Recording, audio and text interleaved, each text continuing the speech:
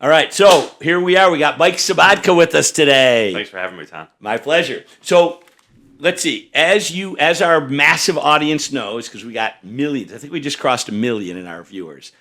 As our massive audience knows, we just did a podcast recently on the need to have a license for having children, because I heard this vicious debate at Tim Hortons about, parents, kids, all these people fighting about, do we need a license for kids? So we did that last week or the week before. Today, I'm in the sauna with Brandy, and Brandy's not with us. Too bad, because she's way better looking than you. But you're good looking for a man, but she's great looking for a woman. So anyway, so we're in the sauna, and there's like 10 or 12 people, and it's hot. I mean, it's like 179 degrees. And by the way, during these sauna events, our goal is to make it 20 minutes. And when we get to like 12 or 13, I don't even think I could survive it. When we get to 16 minutes, I'm ready to like drop dead. But somehow we get through. But during the early part of the debate, before it started to get really ugly, during the early part of the sauna, before it started to get ugly, in the first 10 minutes, there's all these people, all, men, women, different ages, different shapes and sizes. And they start to get into a discussion about whether you should have a license to vote. Okay? A license to vote. Now, I want to get involved in the discussion, but I'm getting really hot at this point. I'm getting nauseous. I can't wait to jump into the pool after, but I'm still listening to hear all their various points. And it was a fascinating discussion, especially in this day and age when people are always talking about restrictions on voting, right? And this group seemed to settle on the importance of a license to vote. So I thought, what better topic to talk about today are the pros and cons of having like a license requirement. So Mike and I got together at my favorite place today, Tim Hortons, and I said, hey, Mike, how many different things do you need a license for? And you thought of way more things than we thought of before our previous podcast about a license for kids. What are some of those things? The list is really endless. You need a license to become a doctor, an attorney, Yep. a financial advisor, real estate agent, a notary. You need Makeup artist, cosmetology, barber, Engineer. engineer, vet tech. Let's see. Construction trades. You said there's a bunch of construction trades. Almost every trade in construction.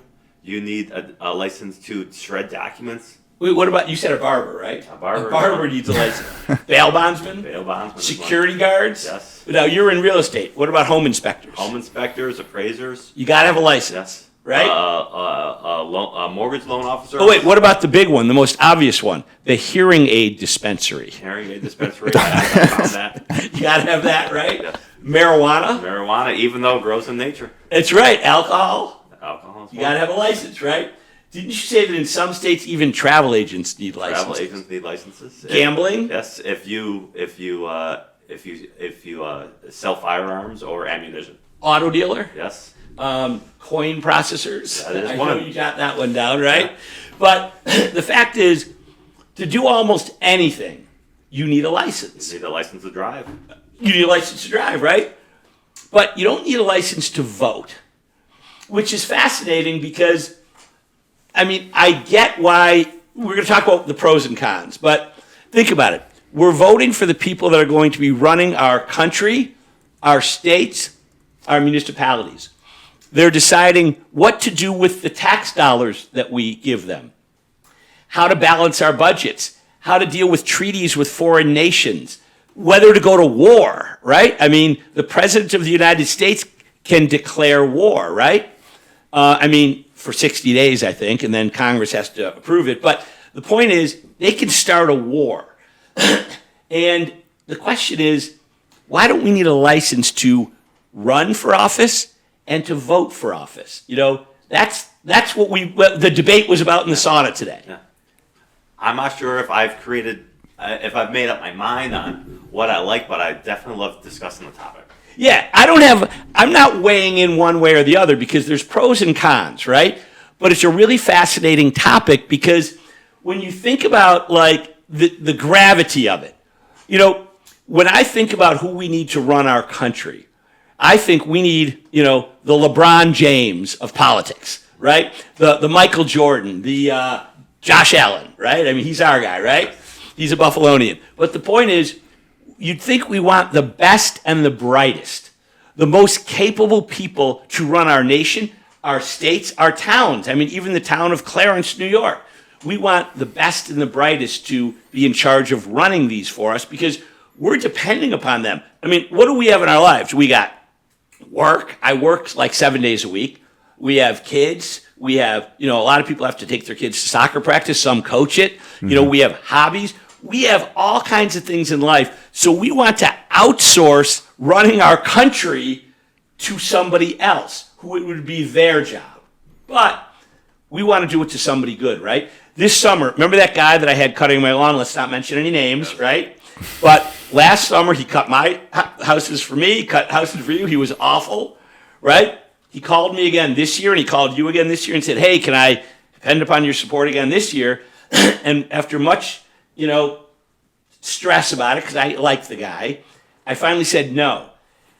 Because I need somebody I can depend upon to show up every week and cut my lawn and the lawns of my tenants, right? I wish you were as honest as I was, because I immediately replied to him, are you kidding me? I wasn't happy, and you knew that you didn't deliver. Right. So, but the point is, for a lawn service, we're discerning, right? We want to have somebody that takes care of our lawns. And we want to interview a few different people maybe to make sure they're going to show up every week. But we don't have that same level of discernment when it comes to people running our nation, right? Our state. Anybody can vote. Anyone can decide. Like, for example, if you guys you're building wealth in your lives, we all want to build a retirement nest egg, right? If you have to decide where to put your money for retirement, would you go up to some random dude on the street and say, hey, tell me where I should put my money for retirement? What should I invest in? They'd be like, they're who knows what their background is. You don't even know what their background is. They might be an economics major. They might know nothing about it. And you're going to say, weigh in on it for me. Tell me, where should I put my money? How should I invest my money? You'd never do that for your personal finances. But we're doing that very thing for our tax dollars, for the future of our nation, with no license to vote or no license to run for office, right? Kind of a scary thing when you think about it. But then the other side of it is we're in a representative democracy. And, there's value in that. Have you ever heard of the wisdom of crowds? I have not. Oh, you haven't. Have you ever heard of the wisdom of crowds? No. While we're talking, look it up, Chris. So I'm pretty sure it basically says that if you take a whole bunch of diverse people, they will make better decisions than if you take a whole bunch of smart people on most topics. Now, I'm sure it's not on how to build a nuclear factory or a refinery, right? But on most topics, because somehow all these diverse views balance and coalesce into something useful. Now, that could be valuable, right? If you have a license requirement, you're basically saying that people who are ambitious enough to get their license can vote, and those that aren't can't. So you're eliminating a big chunk of the population. But the other side of it is, if you're ambitious enough to figure out how to get your license and take the course and all that, you'll be more well-informed on both sides, right? I love that argument, and that's the reason why we have rights in this country, but we still have licensing requirements. Do we want dangerous people to be on our roads? Do you want dangerous people to possess a firearm? No, there's restrictions. They have a right to it, but we have to make sure that they do it safely. Yeah, and there's a background check. It was Ray and I went to the pistol permit thing a few years ago, right? And we're in this room with 30 people, and all these people are getting their pistol permits. And by the way, at the time, there was no requirement to actually shoot a gun, okay? You just learn about guns, and then you get a gun, but there was no requirement to shoot. Now I think there's a shooting requirement, which makes sense, right? We're going to be shooting guns. Yeah. But I looked around the room and I thought, wow, all these people are getting their pistol permits. They're going to be carrying guns. At least they're required to sit in a 5-hour course. And by the way, it was a really active course. I mean, these people were really asking good questions and listening. So we had all walks of life in that course, but it wasn't like people were just taking it casually. People were taking it seriously, which I kind of liked. So I was thinking about that same kind of thing for let's say we did do a voting license, right? Start with a voting license before we have a running license, right? We could have a voting license, and I was just thinking about how that might look. Number one, got to go to a class, 5-hour class. Yes. It could be, and let's make it easy. Your employer has to let you get off to do it, right? Honestly, we didn't discuss this, but it could be part of a high school program or a GED program. Actually, you're right. You could get, that's a great idea. You could get your license to vote during your senior year of high school. Or it could even be staggered at different ages throughout time. Right, because just like with your driver's license, you have to, I think I had to go back in and get my eyes checked or something, get a new test, right? You do. Not a driver's test, but I had to get my eyes checked.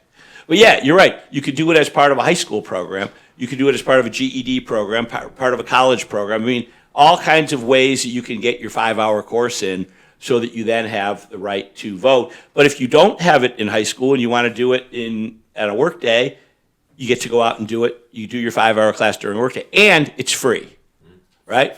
I think making it free is important. Yeah, this way everybody's included. So now it's basically like a 5-hour class, and we were talking about what kind of topics we'd cover, right? What are some topics that we want voters? And by the way, there's different levels. There's federal, there's state, and then there's the municipal level, right? And maybe there's a federal, a state, and a municipal license that you have to get. And when you go to a new town, like you just moved into the great state of Florida, right? Part of that is you need to get your Florida voting license, right? So you have to go in and take another 5-hour course or something when you get to Florida because maybe it's a state level thing, right? Yes. So what do they have to know? What would you have to know at this course? What is taught?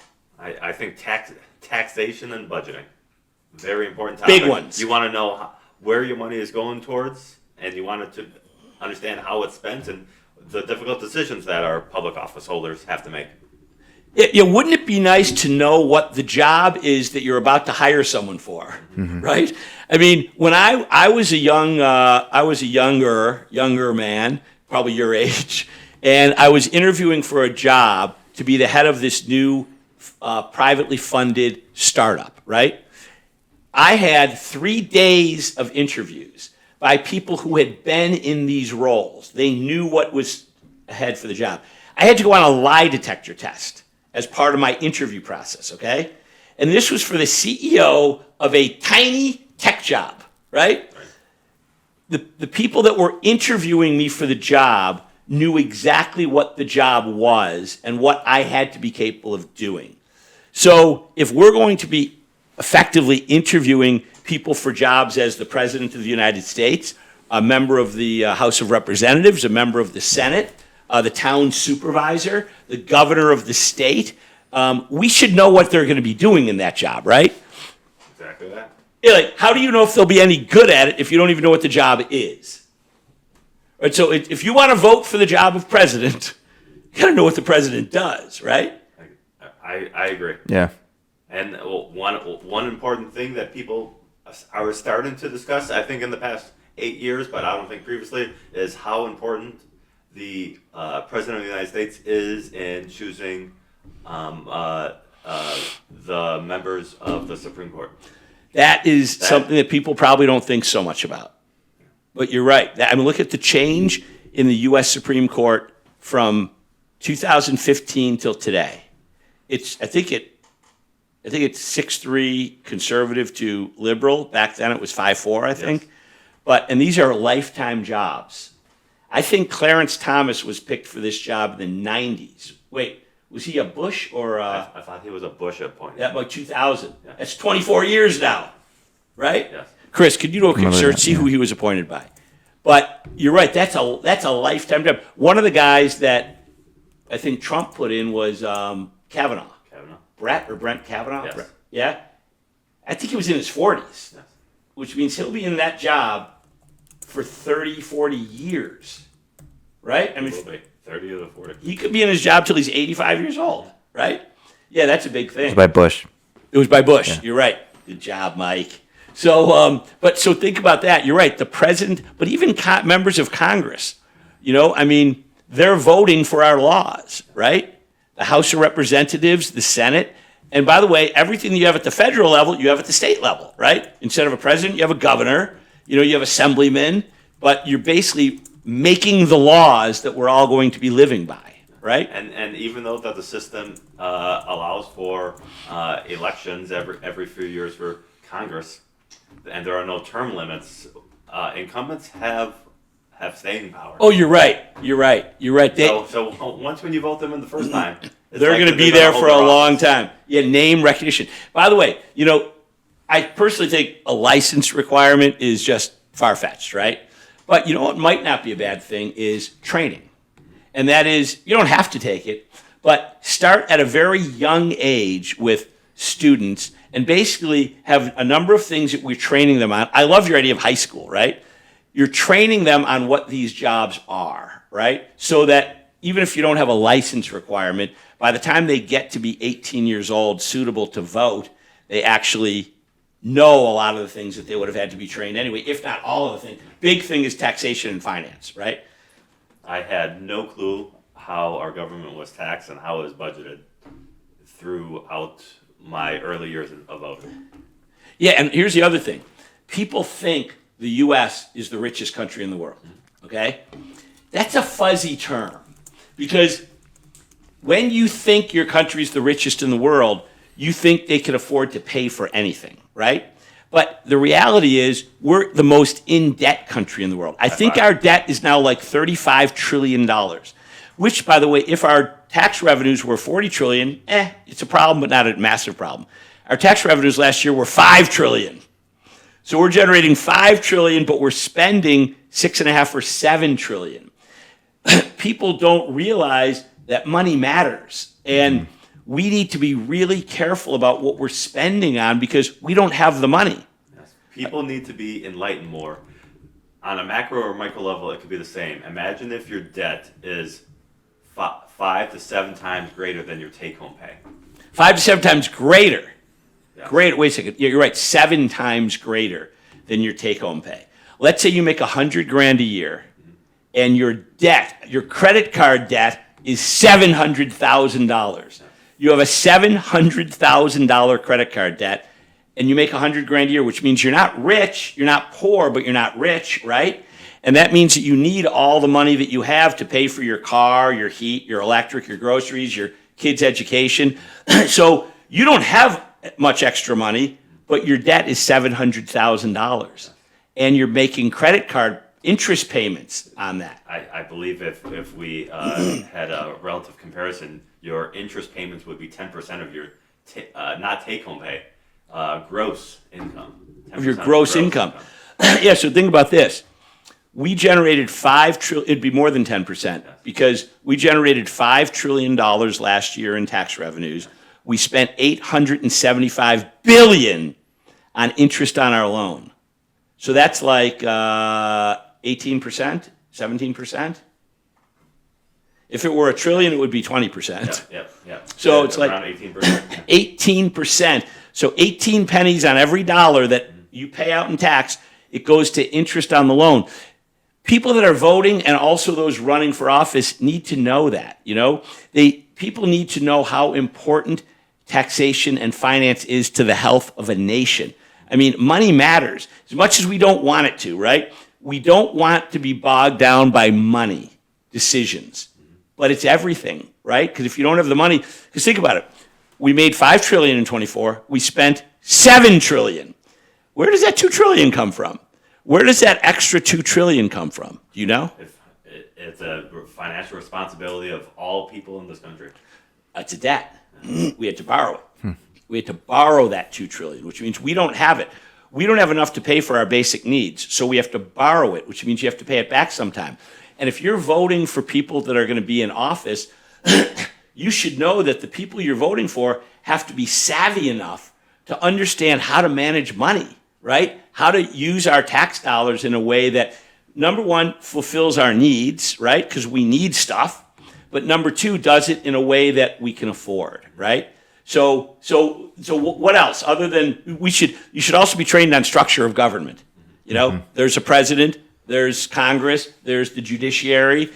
How a bill becomes a law. Remember, you guys are too young for this, but there used to be the cartoon with Yes. the bill sitting there waiting to become a law? Yes. Oh, yeah. Schoolhouse rocks. Schoolhouse Rocks. Yeah. But I remember that. I don't know if my kids, I don't think they've ever seen it. But the other thing is basic information about what this job is. It's not a popularity contest, right? It doesn't matter how much you like the person or how, my mom used to tell me that there was this one person running for office who I won't mention, but it was somebody that she said, oh, I really like her. She reminds me of somebody I might spend time with, somebody like me. And I said, but Mom, would you make a good president of the United States? And she went, no, probably not. I said, okay. So just because you like the person, it doesn't mean they're qualified for that job. They could be qualified for other jobs, but how do you know what they're qualified for if you don't know what the job is? That could be part of the training. And think about it. To be a lawyer, so I'm a lawyer, I have to get 24 hours of continuing legal education every 2 years, right? Chris, you mentioned that to be a continuing medical education, it's like 150 hours every few years, right? Yes. Every 2 or 3 years. And engineers are 36 hours every few years, Every right? 2 or 3 years. Every 2 or 3, yeah. So it also makes sense that after you take your course, let's say you got to take your 5-hour course to get your right to vote. Again, I'm not saying this is a good idea or a bad idea. I'm just saying this is what was going on in the sauna today with a bunch of people that were really passionate about this on both sides, by the way. But if you had a license then, or even if you don't have a license, continue training, continue as part of employers. Maybe even, think of it this way. You got elementary school, you got middle school, high school, make it a college course. Everybody's got to take a course on the basics of taxation and finance for the government, right? And what these jobs are. Everybody has to do it. Every college has to offer it. That eliminates probably the license requirement. Then every employer has to offer annual training on, citizenship, right? They're happy with that. Yeah, and then there's no license requirements. You just have to take it as part of your job, right? So what about candidates? Okay? Now you're running for office. Because here's the challenge with candidates. Candidates can be very persuasive, right? Sure. I mean, you can convince people of stuff because you're a good public speaker. Right. Maybe a good writer, although with ChatGPT now you don't have to be a good writer. But a good public speaker, you're very compelling with your words. You touch on hot buttons that people like to hear about, right? Because we're very divided right now. We're very polar. There's people that are far left, people that are far right. And if you say just the right things, it'll touch people's brains in just the right places, that all of a sudden they want to vote for you. But it doesn't mean you'd be good at your job. Just because you're saying things that provoke them emotionally, it doesn't mean you'd be successful at budgeting and taxation and finance and negotiating with other world leaders, right? It doesn't mean that you have an understanding of the U.S. Constitution, right? I mean, that's a big thing, right? You have a president of the United States, and some people on both sides claim that the sitting president, whenever that is violating the Constitution, right? When you asked me to look up what it would take to run for a presidency, Yeah. it's just half of the list was just you got to look the part. Oh, You gotta okay. know So, what it gotta- okay. yeah. So the list you looked at was not legal requirements, but what does it No, take? the legal requirements were just the first category, and then And that was most, you have to be 35 years Yeah. old, born in the U.S., and you have to have lived here for a certain number of years of your life. But then it just most of it was just segued into you just got to look the part. You know what you have to say. Be charming. It was all Who was that one guy, really tall, good-looking president from the 20s? Calvin Coolidge, I think. I think it was Coolidge. I read an article about him, and it said that somebody saw him walk in a room, and they said he looks presidential. He was good-looking, tall, and had a nice cut in a suit, right? So, but that doesn't mean that you're skilled at your job, So, and the legal requirements to be president are you got to be born here, 35 years of age, and have lived here for a certain number of years, I guess. 14 years. 14. Yeah. That's the legal requirement to become the president of the United States. Maybe the most powerful single position in the world, right? Perhaps we could argue the universe. We don't know what's beyond Earth, right? And to be considered a candidate, you just need to raise $5,000 to be approved by the FEC, which is $5,000. Wow. yeah. Very Wow. low barrier. Yeah. So, I mean, and you don't have to be a lawyer. You don't have to be, a successful business leader. You don't have to be a college educated. You don't have to be necessarily a good You person. don't even have to be able to have a balanced checkbook in your personal checking account. You don't even have to have a positive statement, right? I'm not even sure if they restrict you if you have unpaid taxes. Yeah, there's probably no restriction except what the public, how they value that, right? So if there's a program that, now, I think people would be way more supportive of a license to run for office because the representative democracy, having a representative democracy is kind of inconsistent with too many barriers to being able to vote, right? I mean, no matter what side of the fence you're on, I think people agree that there should be reasonable barriers and nothing more. Now, so I don't know if a license to vote would work like half of the people in the sauna were saying it should today, but a license to run, that's a different story. I don't think that there's any constitutional restrictions on that. There aren't. I'm sure there are not. Anybody can run, right? Anybody. In fact, if you're not running for the president of the United States, you don't even have to have any birth requirements. You don't have to be born here. You can. I don't think there's an age requirement. I think Maybe you have to be there- 18. I think there are. Search that, Chris. See, what's the age requirement There- for a member of the U.S. Congress? There is not 18. 18. Yeah, you have to be eligible to vote. There are state residency requirements. When Hillary Clinton ran in New York State, she moved several months prior. Oh, right. You have to be living here. Oh, yeah, that's right. People used to refer to her as a carpetbagger. Yes. And I think they call it a carpetbagger because it's somebody who goes from one state to another to get elected. Yes. I don't know why they call it a carpetbagger. But I'm sure that my friend Chris, after he figures out the age requirements of running for U.S. Congress, will tell us what a carpetbagger is. but anyway, so imagine you have to get training to run for office. Free course. This one, though, a week long. 40 hours. You got to have 40 hours of training before you can run for office. And in that 40 hours, you have to learn about the basics of the Constitution, taxes and finance, You have to right? be 25. 25 years old. Okay, and what's a carpetbagger?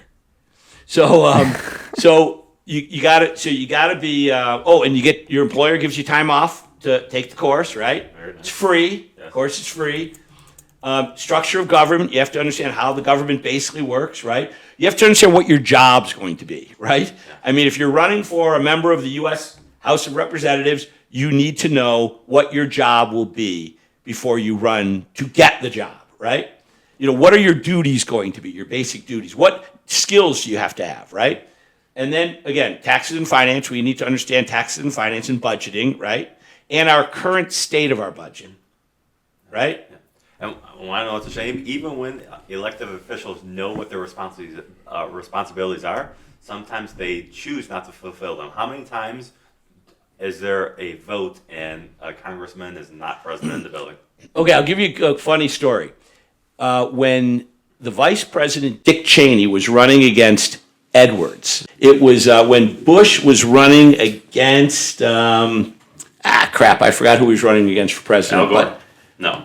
was it Al Gore? Did he pick Edwards as his running mate? John Edwards from North Carolina. Edwards. Yes. Wait, what did I say his name was? It's John Edwards. Edwards, yeah. He was a personal injury lawyer, became a senator. And Dick Cheney made a comment during this, and he said, I have been it was his second term. So Dick Yes. was already the vice president for 4 years.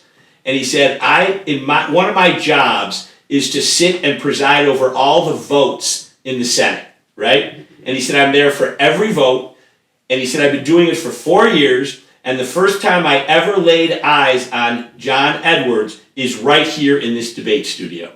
He had never seen him. He said they referred to him as Senator Gone because he's never there. So you're right. People don't even realize that your job is to do your job, not just to get reelected, right? But so it would be nice if people understood, what the job was before they ran. And, and then there would be another thing that they should learn are ethics, right? Basic ethics. Are we still going? I just wanted to check some stuff. Okay. Go ahead. All right, so basic ethics, which are get into some criminal things, right? Like what are things that government officials get themselves tied up in a lot? A quid pro quo? Yeah, right, and that was that whole thing, the quid pro quo, like this for that, right? Yes. Give me this and I'll give you that. And they need to appreciate that, first of all, that's probably not appropriate, right? I think that there are elected officials that openly admit to quid pro quo, and they don't see anything wrong with it. Yeah, and also insider information. You know, what always blows me away is you find somebody who's been in the House of Representatives for like 10 years. I think their salary is like $174,000 a year. They go in broke and they come out after 10 years with like $8 million. And I'm like, how do they do that? I mean, at $174,000 a year, you're lucky to be staying afloat because you're traveling all the time. I mean, I know it's funded by the government, but that's not a ton of money when you're living in DC, right? Yes. So somehow you get a $8 or $9 million net worth, and it's because of, didn't you suggest to me that it was insider information Yes. on like stocks? Yeah, I mean, they're pretty much every single committee in Congress gets insider information, and they are trading with it. Yeah, and that's illegal. I think it should be illegal, but also taking bribes. You know, all the various things and ethics, basically ethics. They should be trained on what are the laws that typically get these people into trouble, and also violate their fiduciary obligation to the nation, right? Right.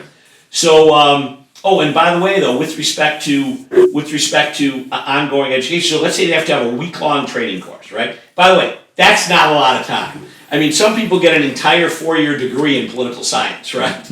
I mean, and a law degree with an emphasis on Constitution. A week is not a long time, but right now there's 0, right? But then continuing education, right? There should be continuing education on world affairs. If you're in the federal government, if you're a member of Congress or the president, you should understand what's happening around the world, right? And understand the issues, right? And I'm not even getting into are you left or right. I'm just saying understand the issue. Bring whatever lens you want to it. You want to bring a left-leaning lens or a right-leaning lens, that's fine, but understand what the issues are, right? And then, wouldn't it hurt to understand history? You know, I read a lot, you listen to a lot of podcasts, but I am constantly reading history, and I'm learning so much about the present based upon what has happened throughout our lives, right? And not just our lives, but our histories, right? Yes. Human history. You know, and also understanding taxation and finance, right? Understanding what that means in terms of how much money we take in, how much we spend, and where does the delta come from, and how do we get rid of that eventually, you know? There are people that think, even our elected officials think, programs are free, money comes out of nowhere, and you could spend as much as you want. Because again, people think we're the richest country in the world. And again, we certainly have the highest GDP, but GDP, you know, it reminds me of like a guy on the street in your neighborhood who's got like expensive cars, you know, built-in swimming pool, like all the stuff, takes 4 trips a year with the family, and they make a lot of money, but they're in massive credit card debt because their spending is way more than their income. Are they the richest person on the street? Well, they make the most, but they spend the most. And by the way, if you have a dependency on spending where you can't survive without it, then you're not the richest because it's part of your life then. And I fear that we have that at this point. Who's the richest? Who's the richest country in the world? Can we look it up? Yeah, what's the richest country? Well, I mean, there's I don't know what the different ways to context- look yeah. at it because we're the highest GDP, but we're definitely not the richest per capita. We don't make- Singapore, Luxembourg, these are the ones that are richest per capita. yeah, per capita. So- Qatar, Yeah, per family, they have bigger incomes, right? Switzerland. But again, this is what our elected officials need to know before they become our elected officials is we don't have unlimited funds, and wherever you spend money, if you're already spending more than you have to take something away, right? So, and then also, you know what else would be good for both sides to be trained on? How to discern fact from fiction. Because you and I do this a lot, Mike. We look at videos on social. I mean, we don't look at that much social media. I look at whatever you send me, right? Yeah. So my experience with social media is what you send me. So, but then I'll look at it and I'll think, there's no way this is true. There's no way. So then I'll do a quick search and you find out it's probably not true. But people need to understand how to discern fact from fiction so they don't become spreaders of fake information. Yeah, You know? media literacy.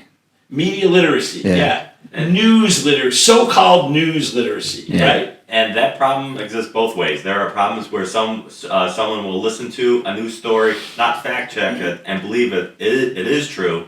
And there are other people that will listen to an argument or a statement, but because it's come from someone that they don't like, they don't believe it, even though it is a fact. Right. Oh, and by the way, you know what would be good to get people from a very young age in this country, in terms of our overall citizenship training, is how to look at issues non-emotionally, right? Like, look for facts and come up with the right decisions or even the right opinions based upon, even if it's against what you would normally believe. And you have to peel it like an onion. It has to be more than just at the surface.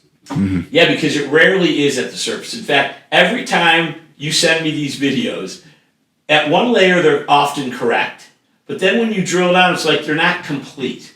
You know, like, did we get all the information in this blurb, this little headline?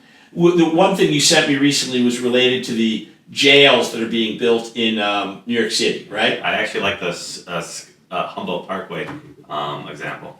Humboldt Parkway and Skagwada, where we should spend money and turn them back into a parkway. Oh, right. But you have to look at the whole picture, right? And that's what people should get their heads around is just because you want it, it doesn't mean we can afford it.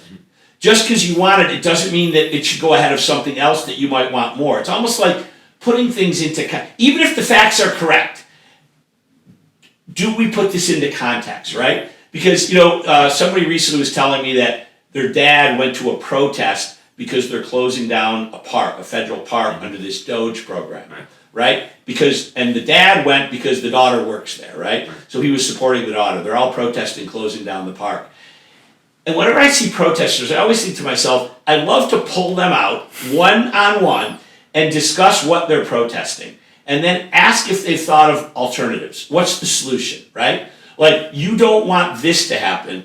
What should happen instead? And let's put that into context. But that's a skill that probably takes decades to develop, right? I mean, I'm lucky. I'm a lawyer, and I was a litigator, so I'm used to analyzing these issues and figuring out what's actually real and what's fake, because you can't go into the courtroom with misinformation, right? You could lose your license, right? Yeah. So you have to be very careful that you have your facts correct.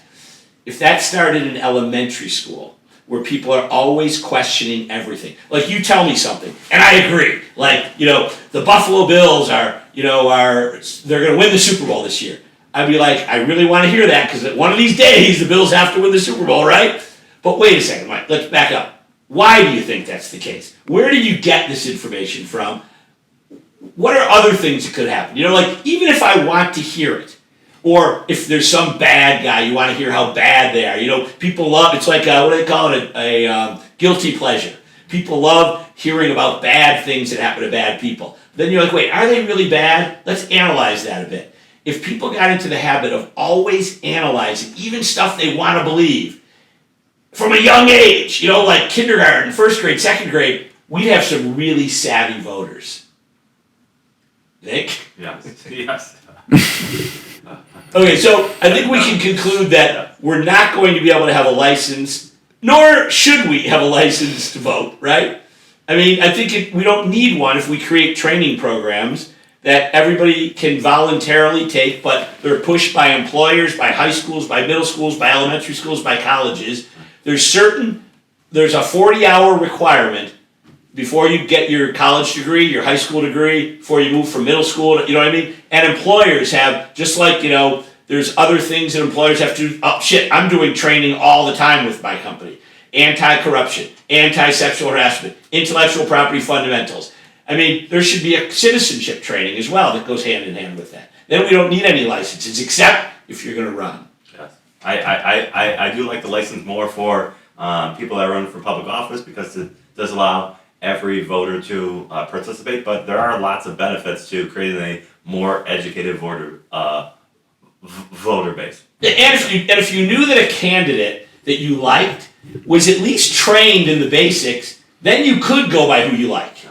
Because you know that they're all basically trained. I definitely know people that are voting for candidates that their political platform varies from every moral fiber of that voter's opinion. But they vote that way simply because they don't like the personality of the other party. the other party. Yeah. Or something that is not. Oh, and by the way, in the future, when AI is running the world, and they are our overlords, we won't vote for candidates. We'll just type in our answers to AI's questions about what we want, and that's who we'll know who to vote for. That's why I always say thank you when I use AI. I say thank you. Be nice, I'll be spared in the future. All right, so are we good? We're wrapping? Yeah, to conclude, you want to end on a final note, or you already did? Yeah, let's see. Our final note is when you're in the sauna and you pass the 15-minute mark and you're suffering terribly, you'll hope people are debating because it keeps your brain occupied, right? Because, by the way, it did that today. I was dying. Like, the lifeguard always walks by and gives you the thumbs up, like, is anybody ready to drop dead? Because 178 degrees is really hot, and I'm trying to get 20 minutes. But when you have people in there talking about issues, and even if you don't contribute, you just listen, makes it go by a little bit easier, makes the suffering a little bit less. All right, hit your sauna, 20 minutes. So the punchline of this entire episode is 20 minutes 3 times a week in the sauna at 178. I'm down with that. All right. You forgot the advice for the cold plunge. Oh yeah, if you can get a cold plunge, you're supposed to do that too. All right, All right. it's a wrap.